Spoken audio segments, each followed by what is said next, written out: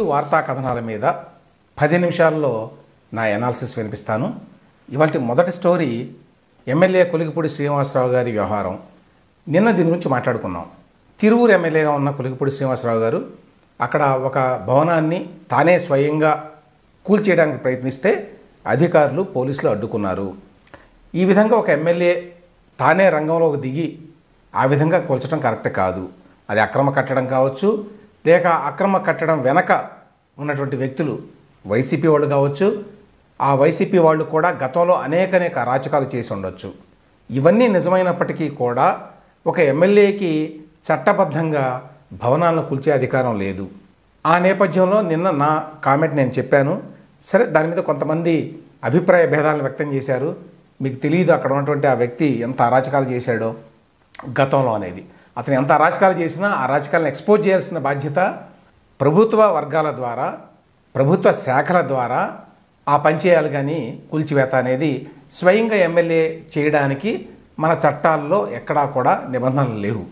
దాని పరిణామం ఏంటంటే, ఇవాళ ఎవరైతే అక్కడ ఎంపీపీ ఉన్నారో నాగలక్ష్మి అనుకుంటాను ఆవిడ పేరు, ఆవిడ భర్త కాలసాని చెన్నారావు అనే అతని ఇల్లు అది.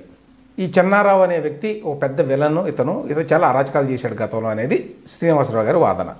అయితే నిన్న ఘటన తర్వాత వారి ఫిర్యాదు మీద పోలీసులు ఎమ్మెల్యే కొలిగిపూడి శ్రీనివాసరావు గారి మీద కేసు పెట్టారు. It was not entirely unexpected. ఆ విధంగా జరిగేటువంటి అవకాశం ఉంటుంది. మరి కంప్లైంట్ చేస్తే పెట్టాల్సిందే, ఎందుకంటే ఆయన సొంతంగా పొక్లైనర్లు అవి తీసుకొచ్చి కొల్చడానికి వీలు లేదు.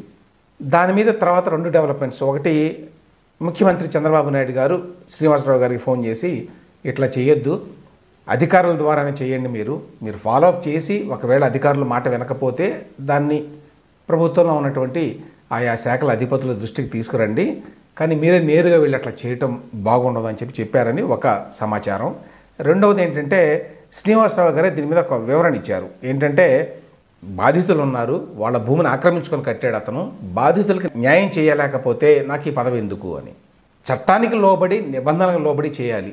ఉన్నతాధికారులు కన్విన్స్ చేసి ఈ విధంగా అధికారులంతా లోవర్ లెవెల్స్లో అతనికి సహకరిస్తున్నారు అని చెప్పి వారి ద్వారా చేయించాల్సిందే. కానీ ఎప్పటికీ కూడా ఎమ్మెల్యే స్వయంగా వెళ్ళి ఏ భవనాన్ని కూల్చడానికి వీలు లేదు. రాజకీయ కారణాలతోటి చట్టాలను ఉల్లంఘిస్తామంటే అది కుదరదు అనేది నా స్టాండ్. ఇది చాలా పెద్ద డెవలప్మెంట్. ఏపీపీఎస్సీ చైర్మన్గా ఉన్న గౌతమ్ సవాంగ్ గారు రాజీనామా చేశారు. ఈయన గతంలో డీజీపీగా ఉన్నారు. డీజీపీగా చేసింది జగన్మోహన్ రెడ్డి గారు.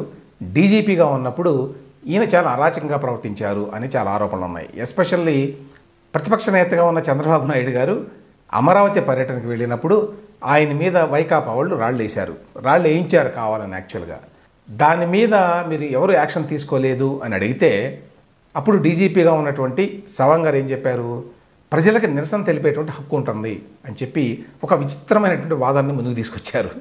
ఆ తర్వాత కారణాలేమో తెలియదు కానీ జగన్మోహన్ రెడ్డి గారికే ఆయన పట్ల కొంత విముఖత వచ్చింది.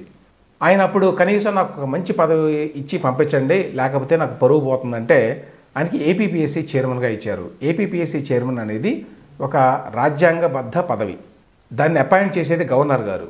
అంటే గవర్నర్ గారు అపాయింట్ చేస్తారు అంటే ముఖ్యమంత్రి గారు రికమెండ్ చేస్తే చేస్తారనుకోండి. కాబట్టి ఆయన తీసేయాలంటే కూడా గవర్నర్ గారే తీసేయాలి. అది పెద్ద ప్రాసెస్ కూడా. సో ఆ రకంగా అది మంచి పదవే. అయితే అప్పుడు కూడా గందరగోళం జరిగింది. అప్పుడెప్పుడో టీడీపీ హయాంలో ఇచ్చినటువంటి గ్రూప్ 1 ఎగ్జామ్స్ వాటి యొక్క మూల్యాంకనం నిర్వహించింది సవాంగ్ గారి ఆధ్వర్యంలో. అప్పుడు అందులో గందరగోళం జరిగింది వాల్యుయేషన్లో అని చెప్పి ఆరోపణలు రావటం, అది తర్వాత క్యాన్సిల్ కావటం ఇదంతా తెలిసిందే. ఇప్పుడు ఆయన రిజైన్ చేశారు. ఆయనకి యాక్చువల్గా ఇంకా సంవత్సరం పైనే పదవీ కాలం ఉంది. ఎందుకంటే ఆయన 2022 ఫిబ్రవరిలో చైర్మన్గా పదవీ బాధ్యతలు స్వీకరించారు. 2025 జూలై 9 వరకు ఆయనకి ఈ పదవిలో కొనసాగేటువంటి అవకాశం ఉంది. అయినా కూడా రిజైన్ చేశారు అంటే బహుశా ఇప్పుడు ఉన్నటువంటి కూటమి ప్రభుత్వం నుంచి ఒత్తిడి వచ్చి ఉంటుంది. గతంలో ఈ పని వైఎస్ఆర్సీపీ చేసింది. 2018లో అప్పట్లో ప్రొఫెసర్ ఉదయ భాస్కర్ గారు చైర్మన్గా ఉండేవారు. ఆయన్ని అక్కడి నుంచి తొలగించడానికి రకరకాలుగా ఆయన్ని బ్లాక్మెయిల్ చేశారు, వేధించారు, హింసించారు. ఏపీపీఎస్సీ చరిత్రలో ఎన్నడూ జరగని విధంగా జగన్మోహన్ రెడ్డి ప్రభుత్వం ఆ రోజున పోలీస్ అధికారిగా ఉన్నటువంటి పిఎస్ఆర్ ఆంజనేయులు గారిని ప్రయోగించి ఆయన్ని సెక్రటరీగా పెట్టి ఏపీపీఎస్సీలో చివరికి చైర్మన్ గారి చేంబర్ తలుపులు తాళాలు కూడా తీయకుండా ఏడిపించారు ఆయన్ని. సో అదేవిధంగా ఇప్పుడు ఏడిపించవచ్చు, ఎందుకంటే మార్గం చూపారు కాబట్టి వాళ్ళు. బహుశా ఆ కారణం చేత ఏమో తెలియదు, ఇప్పుడు గౌతమ్ సవాంగ్ గారు ఆయనే స్వయంగా రాజీనామా చేశారు. ఈసారైనా కూటమి ప్రభుత్వం ఆ స్థానంలో ఒక మంచి అకాడమిక్ పర్సనాలిటీని పెడతారని ఆశిద్దాం. జగన్మోహన్ రెడ్డి గారి కేసుల వ్యవహారంలో మళ్ళీ కొంచెం కథలకు వచ్చింది. ఎప్పటికప్పుడు కొంచెం కథలకు వస్తున్నట్టుగా ఉంటుంది, మళ్ళీ ఆగిపోతుంది. ఈ విధంగా ఇప్పటికీ దాదాపు 12-13 సంవత్సరాల పాటు నడుస్తోంది అది. ఇప్పటి వరకు అసలు విచారణ మొదలు కాలేదు. ఇప్పటిదాకా కూడా కొసరు పిటిషన్ల మీద మాత్రమే విచారణ జరుగుతోంది. అంటే అన్ని రకాలుగా కొత్త కొత్త పిటిషన్లు వేసి యాక్చువల్ విచారణ ప్రారంభం కాకుండా అడ్డుకోగలుగుతున్నారు జగన్మోహన్ రెడ్డి అండ్ కో. ఎందుకంటే అందులో 70 మందికి పైగా ఉన్నారు ఇతరులు కూడా. అయితే ఈ మధ్యకాలంలో ఈ కేసు వేగం పెంచాలి అని చెప్పి తెలంగాణ హైకోర్టు కొన్ని ఆదేశాలు ఇచ్చింది కింది సిబిఐ కోర్టుకి.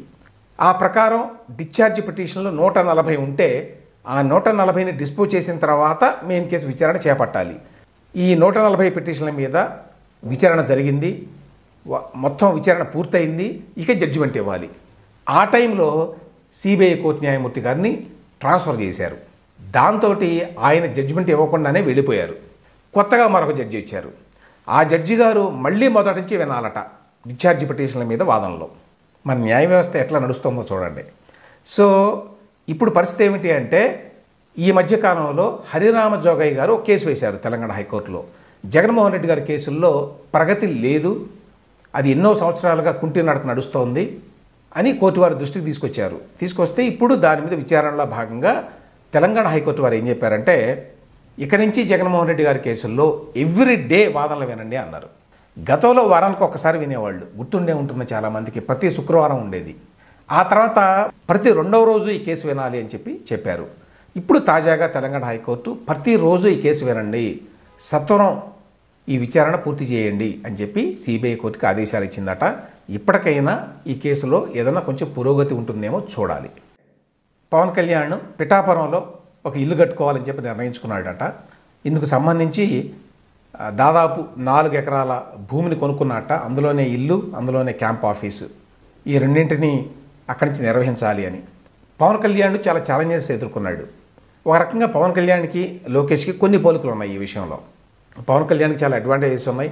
ఒక సినిమా నటుడిగా కొంత చరిత్ర ఉన్నది.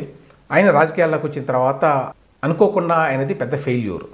పోటీ చేసిన 2 చోట్ల ఓడిపోయాడు. లోకేష్ కూడా అంతే, ఆయనకి చాలా పెద్ద నేపథ్యం ఉంది.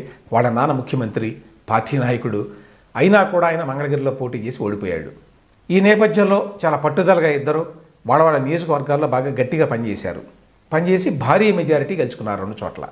లోకేష్ ఏ విధంగానైతే మంగళగిరిలో 90,000కి పైగా మెజారిటీతో గెలిచాడో అదేవిధంగా మంచి మెజారిటీతోటి పిఠాపురంలో కూడా పవన్ కళ్యాణ్ గెలిచాడు. గెలిచిన తర్వాత ఇప్పుడు వాళ్ళ ముందున్నటువంటి సవాల్ ఏమిటంటే, ఆ యొక్క మద్దతుని నిలుపుకోవటం, ఆ గెలుపుని నిలుపుకోవాలి. అందుకోసం అని చెప్పి పైన ఎన్ని పనులున్నా, ఎన్ని బాధ్యతలున్నా, ఎన్ని పదవులు వచ్చినా కూడా వాళ్ళ నియోజకవర్గాల మీద ఫోకస్ పెట్టాలి అని నిర్ణయించుకున్నారు. అందువల్లనే మంగళగిరిలో లోకేష్ చూడండి చాలా వర్క్ చేస్తున్నాడు ఇప్పటికీ కూడా, మంత్రిగా ఉన్న తర్వాత కూడా. అదేవిధంగా Pawan Kalyan deputy chief minister అయినా కూడా పిఠాపురాన్ని మళ్ళీ నెగ్లెక్ట్ చేశాడు అనేటువంటి అభిప్రాయం కలగకూడదని చెప్పి అక్కడే ఇల్లు కట్టుకోవాలని నిర్ణయించుకున్నాడు. అందుకోసం అని చెప్పి 4 ఎకరాలు కొనుక్కున్నాడు అని చెప్పి వార్త. దీర్ఘకాలికంగా పిఠాపురం నుంచి నేను పోటీ చేస్తాను, ఇదే నా నియోజకవర్గం అనేటువంటి మెసేజ్ ఇవ్వడానికి అది పనికొస్తుంది. పొంగనూరు పెద్దిరెడ్డి రామచంద్రారెడ్డి గారి గురించి అందరికీ తెలుసు. ఆయన్ని జగన్మోహన్ రెడ్డి ఏ విధంగా పెంచి పోషించాడంటే, ఆయన ద్వారా మొత్తం రాయలసీమని కంట్రోల్లోకి తీసుకోవడమే కాకుండా చంద్రబాబు నాయుడిని కుప్పంలో ఎట్టి పరిస్థితుల్లో ఓడించాలని చెప్పి చాలా ప్రయత్నం చేశారు. అంత పవరు పెద్దిరెడ్డి రామచంద్రారెడ్డికి ఇవ్వడం వల్ల జగన్మోహన్ రెడ్డి ఆయన చాలా రెచ్చిపోయి మొత్తం ఆ ఏరియా అంతా కూడా ఆయన పెత్తనం బాగా స్థాపించుకున్నాడు. గతంలో పొంగనూరులో స్థానిక సంస్థల ఎన్నికలు జరిగినప్పుడు వేరే పార్టీల వాళ్ళని కనీసం నామినేషన్లు కూడా వేయనివ్వలేదు. తన వాళ్ళని అక్కడ పెట్టుకుని గెలిపించుకున్నాడు. ఇప్పుడు ఓటమి తర్వాత పరిస్థితులు మారుతాయి కదా. సో ఇప్పుడేమైంది, ఆ పొంగనూరు మున్సిపాలిటీ చైర్పర్సన్గా ఉన్నటువంటి అలీం బాషా, ఆయనతో పాటు మరొక 10 మంది కౌన్సిలర్లు మేమంతా కూడా టీడీపీలో చేరామని చెప్పి ప్రకటించారు ఈ మధ్యకాలంలో. సరే, పెద్దిరెడ్డి రామచంద్రారెడ్డి హోల్డ్ నుంచి మున్సిపాలిటీని బయటికి తీసుకురావాలి కాబట్టి టీడీపీ ఇప్పుడు ఆ పని చేయొచ్చు. కానీ ఇక్కడ సమస్య ఏంటంటే, దాదాపు 5 ఏళ్ల పాటు ఇదే వ్యక్తులు ఎవరైతే మున్సిపాలిటీలో ఉన్నారో, ఎవరినైతే పెద్దిరెడ్డి రామచంద్రారెడ్డి పెట్టాడో వాళ్ళందరూ తెలుగుదేశం పార్టీ కార్యకర్తల మీద, నాయకుల మీద అక్కడ పెత్తనం చేశారు. వాళ్ళు వేధించారు, వాళ్ళ మీద అక్రమ కేసులు పెట్టించారు, అరెస్టులు చేయించారు. ఇన్ని బాధలు పడిన తర్వాత 5 సంవత్సరాల తర్వాత మళ్ళీ అదే వ్యక్తులు టీడీపీ వ్యక్తులుగా మారిపోయారు. మున్సిపాలిటీ అతి త్వరలో బహుశా టీడీపీ చేతిలోకి వస్తుంది. కానీ వాస్తవ పరిస్థితి ఏమిటి, గ్రౌండ్ రియాలిటీ ఏమిటి? మొత్తం పొంగనూరులో ఉన్నటువంటి టీడీపీ కార్యకర్తలు, నాయకులంతా తీవ్రమైన అసంతృప్తితో ఉన్నారట. సో ఈ ఛాలెంజ్ని ఇప్పుడు టీడీపీ ఎట్లా ట్యాకిల్ చేస్తుంది? ట్యాకిల్ చేయకపోతే దాని యొక్క ఫాలోఅవుట్ ఏమిటి? ఈ విధంగా నిజమైనటువంటి కార్యకర్తలు అని చెప్పుకునే వాళ్ళు ఎవరైతే ఉన్నారో, అంటే 5 ఏళ్ల పాటు బాధలు పడిన వాళ్ళందరూ కూడా తిరుగుబాటు చేయరు అని చెప్పి అనుకోవడానికి లేదు.